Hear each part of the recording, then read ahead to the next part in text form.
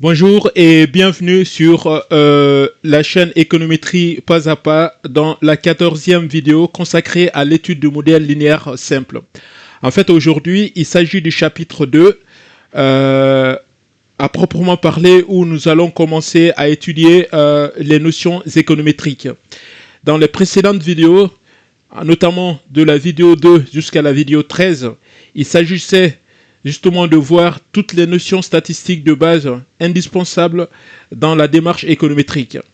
Donc, à partir d'aujourd'hui, nous allons véritablement rentrer dans les notions purement économétriques.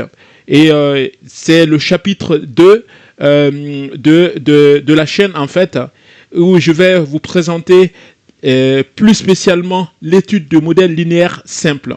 Et dans cette vidéo, justement cette 14e vidéo, je vais vous présenter ce que c'est que la spécification du modèle linéaire simple. Donc sans plus tarder, on va directement entrer dans le vif du sujet. Donc pour ce qui concerne la spécification du modèle linéaire simple, qu'est-ce que c'est que la spécification? En fait, la spécification, c'est la forme fonctionnelle, c'est la forme mathématique que prend le modèle linéaire simple. On va considérer deux variables économiques, x et y, observées sur n échantillons comportant n observations. N observations, c'est-à-dire n individus statistiques. Le modèle linéaire simple est un modèle qui permet d'étudier la relation entre x et y de telle sorte que pour chaque individu, on a cette relation mathématique, c'est-à-dire yi égale bêta 0 plus bêta 1 fois xi plus epsilon i. Ici, dans cette relation, x représente ce qu'on appelle la variable indépendante, c'est-à-dire la variable explicative ou la variable avec laquelle on cherche à expliquer la variable y qui est justement appelée variable dépendante. Donc les notions sont hyper importantes.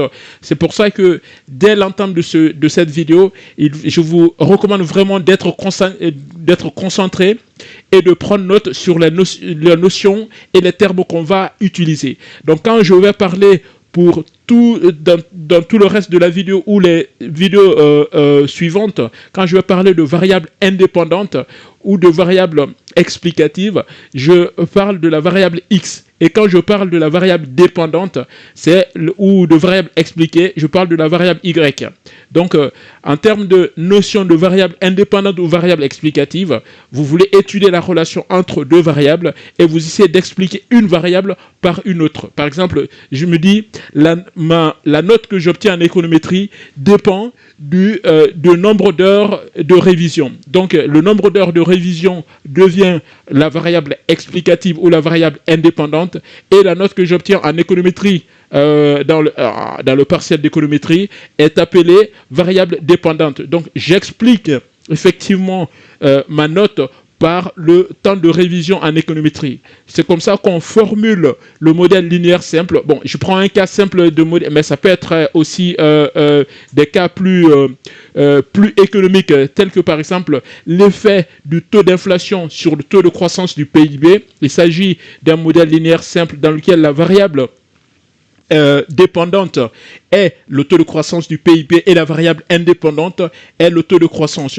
Encore un autre exemple, l'impact du niveau d'éducation sur le taux de salaire horaire. Ici, la variable indépendante, c'est le niveau d'éducation et la variable dépendante, c'est le taux de salaire horaire. Je peux encore dire la variable explicative, c'est le niveau d'éducation et la variable expliquée, c'est le taux de salaire. Encore un autre exemple, l'influence de la taille de l'entreprise sur sa valorisation boursière. La variable indépendante ou la variable explicative, c'est la taille de l'entreprise, c'est-à-dire le nombre d'employés, la taille en termes de nombre d'employés ou la taille en termes de chiffre d'affaires, etc., etc. Et la valorisation boursière, c'est sa valeur boursière, sa cotation boursière en fait, qui est la variable expliquée ou la variable la variable dépendante. Donc voici en gros ce que c'est que, bon, il y a encore un autre exemple, c'est l'effet de revenu sur la consommation. La consommation est la variable expliquée et le revenu est la variable explicative. Voilà. Donc, c'est très important de retenir ces termes en entrée de sujet pour pouvoir être à l'aise dans la suite des notions que je vais vous présenter. Maintenant, dans le reste du modèle, une fois qu'on sait ce que c'est que yi et xi, on s'intéresse aussi à la variable epsilon i. Epsilon i représente ce qu'on appelle les erreurs ou les perturbations aléatoires ou les résidus. Ce sont des termes qu'on utilise fréquemment. Donc, quand vous entendez perturbation aléatoire, ou vous entendez erreur, ou vous entendez résidu, ou vous entendez parler de hasard, en fait, tout ça est représenté par epsilon i. En fait, dans la réalité, un phénomène est toujours expliqué de façon, on va dire, de façon factuelle par des facteurs objectifs comme xi, mais aussi par des facteurs aléatoires. Par exemple, je prenais l'exemple de la note que j'ai obtenue en économétrie et je le mets en relation avec le nombre d'heures de révision en économétrie. Ça, c'est la partie expliquée du modèle, mais ma note aussi peut dépendre des facteurs qui sont d'ordre aléatoire. Ça peut être la malchance que j'ai eu le jour de l'examen. Voilà, j'ai pas révisé une notion donc en fait tous les facteurs en fait qui sont incontrôlables et qui sont liés aux aléas sont captés dans le terme qu'on appelle epsilon i et qu'on note ici voilà, qui représente en fait la perturbation aléatoire ou l'erreur ou résidu. Donc c'est très important de maîtriser la structure de modèle, ce que chaque terme signifie, et pour pouvoir être à l'aise après dans la manipulation, entre guillemets, dans la manipulation des symboles qu'on va utiliser après. Donc, encore une fois, epsilon i, c'est tout ce que n'est pas contrôlable, tout ce qui est lié à l'aléa en fait. Ça peut être l'aléa positive ou l'aléa négative, la chance ou la malchance, c'est tout ce qui est variable et qui n'est pas contrôlé par les variables explicatives, tout justement. Donc, voici un peu la structure. Et maintenant, on a détaillé les autres éléments. Il reste bêta 0 et bêta 1. Bêta 0 et bêta 1 sont appelés coefficients ou paramètres du modèle. En vrai, ce sont les paramètres qu'on cherche à estimer. YI, c'est des valeurs observées depuis l'échantillon. On disait tout à l'heure, la note en économie, le taux de croissance du PIB, en fait, c'est des valeurs observées qu'on observe justement. XI aussi est observé. Epsilon I, c'est lié à l'aléa, mais elle n'est pas directement observable. Et bêta 0 et bêta 1, ce sont des paramètres qu'on cherche justement à estimer. Donc, le but en fait de l'économétrie, c'est de chercher à déterminer les valeurs de bêta 0 et bêta 1. En fait, c'est les coefficients et de relation, en fait. Lorsque je lis, par exemple, YI, je spécifie YI égale bêta 0 plus bêta 1 fois XI plus epsilon I. Je vais dire, en fait, il s'agit ici mathématiquement, c'est une relation linéaire. C'est comme si je disais Y égale AX plus B plus C, en fait. Donc, bêta 0, c'est une notation. En économétrie, on préfère cette notation, mais il y en a qui peuvent utiliser alpha, gamma. Tout dépend du symbole que vous utilisez pour représenter les paramètres. Dans ces vidéos, moi j'utilise le terme bêta 0 et bêta 1 pour représenter les paramètres que je vais, dont le but de l'économétrie est de donner des valeurs, de trouver les valeurs de ces paramètres pour pouvoir mettre en relation YI et XI. Voilà, donc bêta 1, ici dans ce cadre du modèle linéaire simple, bêta 1 représente l'effet de la variable x, j'allais dire l'effet direct de la variable x sur la variable y, et bêta 0, c'est appelé constante de régression. Donc, quand vous appelez la constante ou la constante de régression, c'est bêta 0. Ça peut être noté par C0, ça a plusieurs notations, mais il suffit juste de reconnaître cette forme fonctionnelle générale, quelle que soit la notation que vous utilisez après pour représenter votre modèle, ça ne change absolument rien. Donc, bêta 0, c'est la constante de régression. Il ne dépend pas de x, il ne dépend pas de variables explicatives. On viendra tout à l'heure sur les détails de ce que ça signifie chaque paramètre exactement, mais pour le moment, je vous présente la structure, la spécification du modèle linéaire simple. Donc, le but de l'analyse économétrique, c'est de fournir, comme je viens de le dire tout à l'heure, une estimation statistique des paramètres bêta 0 et bêta 1. C'est pour ça que la statistique, c'est le fondement de l'économétrie. On a deux variables explicatives. Nous sommes dans le cadre du modèle linéaire simple, donc qui met en relation deux variables économiques. Et la statistique va fournir les outils pour mesurer ces relations à travers bêta 0 et bêta 1, modulo justement un paramètre aléatoire incontrôlable qui est epsilon i. Maintenant, quel est l'objectif de ce chapitre? L'objectif, c'est d'abord présenter les méthodes d'estimation. Je vais vous présenter la méthode standard qu'on appelle la méthode des moindres carrés ordinaires. Il y a d'autres méthodes d'estimation pour ce modèle pour déterminer bêta 0 et bêta 1, mais la plus pédagogique pour le moment, la plus utilisée, c'est la méthode à laquelle on pense directement lorsqu'on a à faire face à un modèle linéaire simple. C'est la méthode des moindres carrés ordinaires, encore appelée MCO.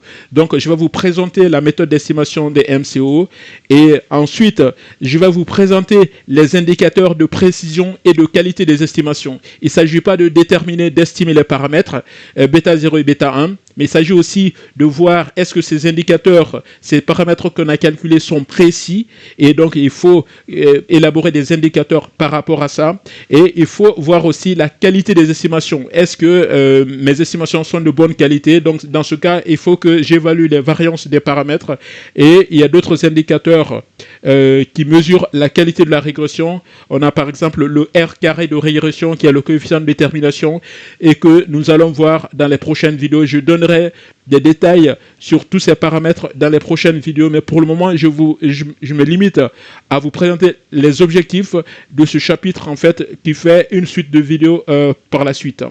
Et une fois que je vous ai présenté les indicateurs de précision et de qualité des estimations, dans une troisième étape, je vais vous présenter, pas dans cette vidéo, mais dans les vidéos précédentes, je vous présente les objectifs du chapitre encore une fois. Je vais vous présenter les tests d'hypothèse sur les coefficients estimés. Je ne sais pas si vous voyez la logique. Dans un premier temps, je vous propose la spécification du modèle. Dans un deuxième temps, je vous propose une méthode d'estimation de ces paramètres, des paramètres de ce modèle. Ensuite, je vous présente les indicateurs de précision et de qualité de ces estimations et je vous présente les tests d'hypothèse qu'on fait généralement sur ces coefficients. Par exemple, quand on estime un coefficient bêta 0, par exemple, ou bêta 1, on dit que bêta 1 égale 0,5. J'étudie la relation entre le PIB et le taux d'inflation. Je trouve par exemple que le PIB, que le coefficient bêta 1 égale 0,5. Je dis que YI égale 0,5 fois XI. Donc après, je peux formuler des hypothèses pour tester véritablement est-ce que c'est au lieu de mettre 0,5, est-ce que le coefficient peut être 0 par exemple. Ça s'appelle le test de significativité, est-ce que le coefficient est égal à 0. Ou je peux encore tester est-ce que le coefficient entre XI et YI, c'est-à-dire bêta 1, est-ce qu'il est égal à 2, est-ce qu'il est égal à 1, est-ce qu'il est égal à n'importe quelle valeur. Ça s'appelle les tests d'hypothèse. Donc je vais avoir l'occasion de vous présenter aussi dans les prochaines vidéos comment formuler des tests sur les coefficients estimés et comment dérouler ces tests pour conclure et pour valider ou invalider des hypothèses. En général, en fait, il s'agit des hypothèses économétriques. Voilà, des hypothèses économiques plutôt. L'économétrie, c'est le test des hypothèses économiques. C'est la finalité, en fait, de l'analyse économétrique. Donc, une fois dans cette spécification, on va dire, dans cette spécification du modèle linéaire simple, il y a quelques conditions pour que cette formulation soit valide. En fait, on appelle ça les hypothèses de base de validité du modèle linéaire. Puisqu'on a dit que YI égale bêta 0 plus bêta 1 XI plus epsilon I, déjà, premier point, première hypothèse, on veut que l'espérance des erreurs soit égale à 0. C'est une condition sine qua non, en fait, de la validité de ce modèle-là. En fait, que tout modèle linéaire, en fait, mais pas les modèles linéaires standards. En fait, il y a le modèle linéaire simple, mais nous allons voir après les modèles linéaires multiples, mais sans aller plus vite en besogne. On va se concentrer sur le modèle linéaire simple. Une des hypothèses de la validité de cette spécification, c'est que la moyenne entre guillemets, l'espérance des erreurs est égale à 0. En fait, les erreurs, encore une fois, c'est les aléas. Voilà, parfois il y a la chance, parfois il y a pas. En fait, quand l'erreur est positive, favorise la chance, on dit qu'il y a la chance. Ça dépend de la perspective dans laquelle. Admettons que quand l'erreur est positive, c'est une chance, et quand l'erreur est négative, c'est une malchance. En moyenne, et lorsqu'on fait la somme des aléas, on trouve que l'aléa est égal à 0. C'est ce que ça signifie. L'espérance ou la moyenne des erreurs est égale à 0. C'est pour que ça conditionne la stabilité du modèle, en fait. Si moi je me pose en disant que YI égale bêta 0 plus bêta 1 et qu'en moyenne epsilon I est égal à 0, ça veut dire que mon modèle est valide.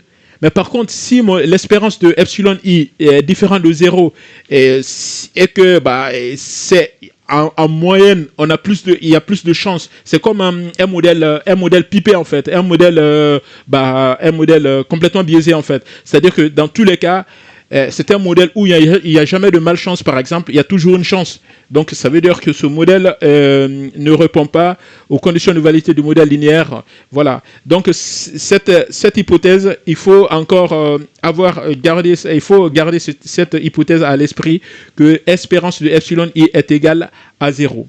Maintenant, qu'est-ce que ça signifie concrètement ? Espérance de epsilon I égale à 0, ça se traduit par cette expression, c'est-à-dire que puisque espérance, on a vu plus longuement dans les vidéos précédentes ce que c'est que l'espérance, en fait, c'est la moyenne. Donc quand on fait la moyenne de epsilon I, c'est égal à YI moins Y chapeau est égal à 0. Je reviendrai sur cette expression plus tard, en fait, parce que je pense que j'ai un peu anticipé. Y chapeau, c'est la valeur estimée, en fait. C'est-à-dire que la valeur estimée, pour un peu anticiper, essayer de tirer epsilon I dans cette relation. Quand on tire epsilon I, on dit que YI moins bêta 0 moins bêta 1 XI égale epsilon I.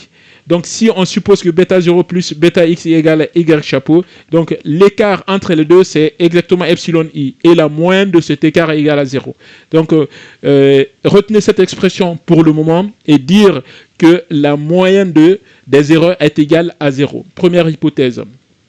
Deuxième hypothèse, la variance des résidus est constante. J'ai parlé d'erreurs. Ici, je parle de résidus. Donc, c'est la même chose. Quand je parle d'erreur, de résidus, le résidu, en fait, pour être totalement précis, les résidus, c'est quand on finit l'estimation, qu'on a déjà eu la valeur de bêta 0 et bêta 1 et qu'on calcule epsilon I. C'est dans ce contexte qu'on peut utiliser le terme de résidu. Donc, la variance des résidus est constante. Ça aussi, c'est une hypothèse fondamentale de validité de modèle linéaire simple. Donc voilà, et ça se matérialise par cette expression. La variance de epsilon I égale une constante qu'on appelle sigma carré, epsilon. Voilà, et c'est pas sigma carré I, en fait, la variance est une variance constante. C'est une forme de stationnarité. Bon, c'est des notions sur lesquelles il ne faut pas que je diverge un peu de l'objectif, mais gardez simplement à l'esprit que la variance est constante. Chaque fois que, quel que soit l'échantillon qu'on va utiliser, lorsqu'on a epsilon et qu'on calcule sa variance, on trouvera toujours une constante. C'est pas que la constante va évoluer avec la taille de l'échantillon ou quand la valeur de xi augmente ou la valeur de yi augmente que la variance de epsilon i aussi va augmenter.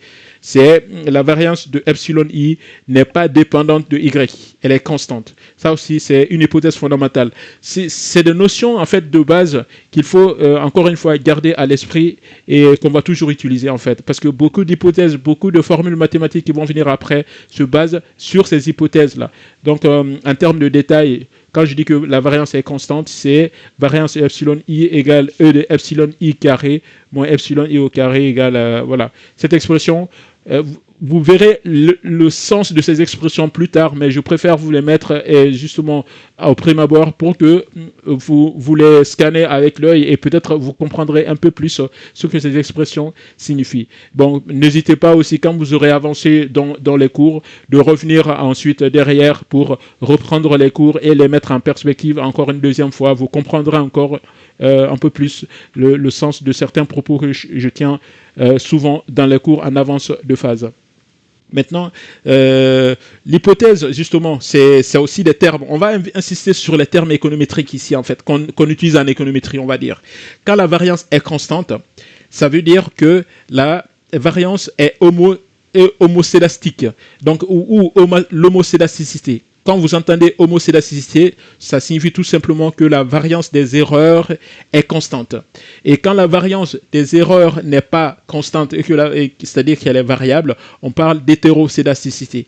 Donc l'hétérocédasticité, c'est les problèmes économétriques qui vont arriver. L'économétrie a toujours proposer des solutions face aux problèmes sur les hypothèses de base qu'on est en train de voir, mais ça fait des cours très avancés pour lesquels on va pas voir. Nous sommes dans les notions de base d'économétrie. Pour le moment, on fonde ces notions sur les hypothèses de base. Pour le moment, on considère que la variance est constante, donc nous sommes dans l'hypothèse de l'homocédasticité. Mais pour la culture générale, quand vous entendrez absence je pense qu'il y a une erreur ici.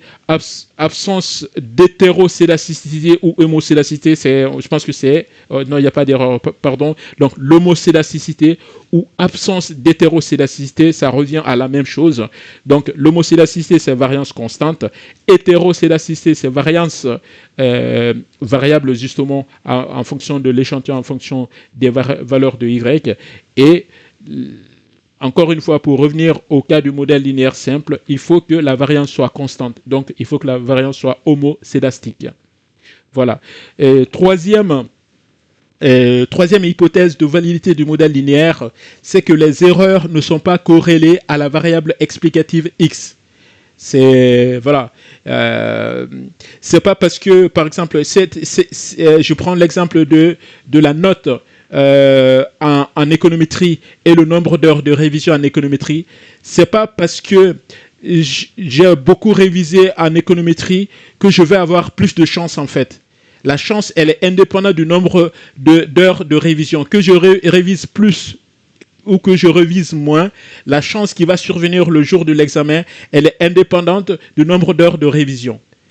Voilà. Donc, c'est ce que ça signifie, cette hypothèse. C'est-à-dire que les erreurs ne sont pas liées à la variable explicative. Il y a l'absence de corrélation, parce que s'il y a une corrélation entre les variables explicatives et les erreurs, on tombe dans ce qu'on appelle l'endogénéité. C'est des problèmes plus importants dont l'économétrie offre bien sûr des outils pour les corriger, mais qui sont en dehors des objectifs de ce cours.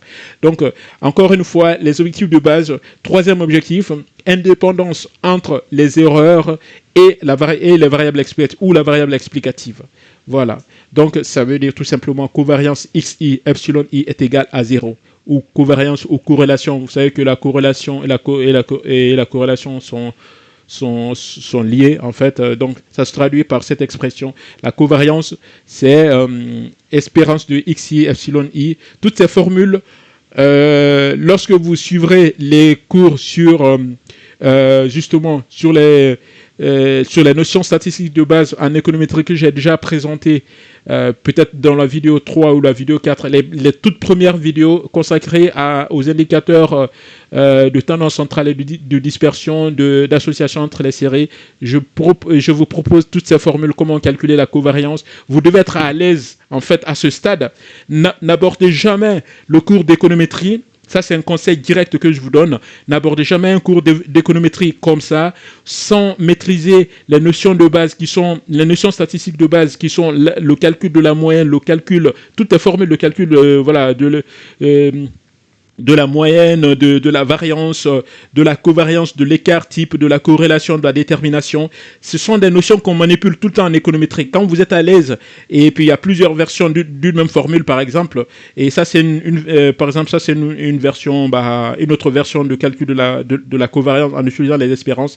Mais quand vous allez voir les précédentes vidéos, ou encore d'ailleurs, j'ai fait un livre, je vous en parlerai à la fin peut-être de cette vidéo, où je détaille véritablement les notions statistiques dont vous avez besoin pour avancer dans votre cours d'économétrie. Donc faites en sorte de maîtriser au moins ces notions. Je ne vous dis pas de maîtriser toute la statistique pour commencer l'économétrie, mais les notions statistiques de base qui sont utilisées couramment en économétrie, faites en sorte de la maîtriser avant de commencer l'économétrie, justement, parce que ça vous facilite énormément les choses après. Voilà. Donc ça, c'est troisième hypothèse. La quatrième hypothèse, il faut que les erreurs ne soient pas corrélées entre elles. Donc on disait que les erreurs ne doivent pas être corrélées avec les variables explicatives. Les erreurs ne doivent pas non plus être corrélées entre elles. Voilà, donc absence d'autocorrélation des erreurs. Par exemple, dans le cadre de ma note, la note que j'obtiens en économétrie et le nombre d'heures de révision en économétrie, bah, c'est pas que quand je passe 2 fois l'examen il faut pas que en fait c'est pas parce que j'ai eu une malchance au premier examen que quand je vais faire le deuxième examen je vais encore avoir une malchance. En fait, il y a la chance et la malchance ou la succession de chance malchance il n'y a aucune corrélation entre les erreurs en fait. C'est la seule explication directe que je peux donner par rapport à ce qu'on appelle absence de corrélation entre les erreurs. Bah, on a la chance aujourd'hui par rapport à l'examen. Demain, quand on passe le même examen, on n'aura pas à faire face à le même. Peut-être qu'on va avoir une malchance, etc., etc. Donc, les erreurs ne sont pas liées entre elles. À partir de l'instant où les erreurs sont liées entre elles, bah, ça devient l'autocorrélation. Il y a des outils économétriques qui sont dédiés à ça, mais qui avancés, ce sont des notions économétriques avancées qu'on ne verra pas en début d'économétrie pour le moment. Voilà. Donc, encore dans l'idée, les hypothèses de base, c'est pour introduire l'économétrie et pour faire des études économétriques où ces conditions sont respectées dans les études économétriques plus poussées. Voilà, il y a des investigations qu'il faut faire. Voilà. Mais tout commence d'abord par la maîtrise de ces hypothèses-là. Et toute l'économétrie avancée derrière, c'est pour traiter le non-respect des hypothèses qu'on est en train de voir. Voilà. Mais je vous en parle aussi dans mon livre d'ailleurs. Quand telle hypothèse n'est pas vérifiée, quelle méthode il faut utiliser, etc., etc. Mais bon, on n'en a pas encore à ce niveau. Donc, quand on dit que les corrélations ne sont pas, les erreurs ne sont pas corrélées, c'est tout simplement la covariance epsilon i et epsilon j est égale à 0, quel que soit i différent de j. Voilà, c'est deux individus. Et ensuite aussi, quand on dit que les erreurs ne sont pas, ça peut être lié à un même individu, mais les deux erreurs pour deux individus ne sont pas non plus liées. Par exemple, on est deux étudiants dans la classe, on passe tous les deux par l'examen d'économétrie. C'est pas parce que mon camarade a eu la chance que moi je vais avoir la chance, ou c'est pas parce qu'il a eu la malchance que moi je vais. Voilà. Quand il a la chance, moi je peux avoir la malchance, et quand il a la malchance, moi je peux avoir la chance. Donc les erreurs entre les individus ne sont pas non plus corrélées. Voilà, ça c'est des hypothèses de base, une des hypothèses de base. Et voilà, ça se traduit par cette expression sur laquelle on ne va pas s'attarder forcément là-dessus. Et la série X, ça c'est une hypothèse, la cinquième hypothèse, ça va de soi en fait. La série X est non stochastique. C'est-à-dire que la série X n'est pas aléatoire. Voilà. Qu'est-ce que ça signifie? Que quand je mesure X, voilà, c'est... X n'est pas soumis à l'aléa en fait. Quand j'ai fait 5 heures de révision, c'est 5 heures de révision. Enfin, ça peut pas être 4 heures, ça peut pas être 3 heures. Quand j'ai passé 5 heures, c'est 5 heures en fait. C'est-à-dire que pour les individus, XI est mesuré en fait, il est observé. Par exemple, quand je vais prendre un autre exemple, je relève les tailles des individus. Je mesure la taille d'une personne le matin. Je dis que il mesure 1 mètre, je vais mettre 1,65 m. Le soir, quand je vais venir, je mesure la même personne avec la taille, je vais trouver 1,65 m. C'est pas aléatoire. Je peux pas mesurer le matin 1,65 m et le soir, je viens mesurer, la personne devient 2 mètres. Ou bien peut-être il devient 1,60 m, etc., etc. Ça, c'est une hypothèse. C'est juste une hypothèse que la variable x ne soit pas non plus une variable totalement aléatoire. Par contre, la variable yi peut être considérée comme aléatoire tout simplement parce que il y a sous l'effet de epsilon i qui est la chance ou ma note. Parce que quand je passe l'examen d'économétrie, je peux considérer ma note comme aléatoire. Si je passe l'examen le matin, la note que je vais obtenir et je passe l'examen le soir et la note que je vais obtenir, il se peut que les deux notes soient sensiblement différentes parce que tout simplement il y a l'effet de la chance et de la malchance. Donc YI peut être considéré comme stochastique tout simplement à cause de epsilon I, mais XI n'est pas stochastique, donc n'est pas aléatoire. Voilà. Cette notion, elle n'est pas évidente à expliquer, mais ça va, voilà, ça va de soi en fait. C'est dire que XI n'est pas aléatoire. Voilà. Donc il faut retenir cette hypothèse comme ça. Voilà. Et c'est ce que j'essaie d'expliquer. Quand on mesure le poids d'un individu plusieurs fois de suite, à l'instant T, on retrouve toujours le même poids, que ce soit la taille, etc., etc. Donc c'est ça qu'on a la non-stochasticité, si on peut dire ainsi, de la variable X. Voilà. Donc cette vidéo c'était consacré à la spécification, comment se présente le modèle linéaire simple, c'est-à-dire quelles sont les différentes composantes. En résumé, on dira que le modèle linéaire simple met en relation deux variables économiques, une variable explicative et une variable expliquée, ou une variable indépendante et une variable dépendante. Et à travers le modèle comporte deux paramètres qui sont appelés aussi des coefficients bêta 0 et bêta 1 et un terme d'erreur appelé epsilon i. Donc dans la prochaine vidéo, comme je vous ai présenté tout à l'heure en termes d'objectifs, mon premier objectif, c'est de présenter une méthode d'estimation de bêta 0 et de bêta 1. Donc, comme je disais tout à l'heure, je détaille l'ensemble de ces aspects, que ce soit la partie statistique, les notions de base statistiques, ou ensuite les notions économétriques en détail dans ce livre que vous pouvez trouver sur Amazon.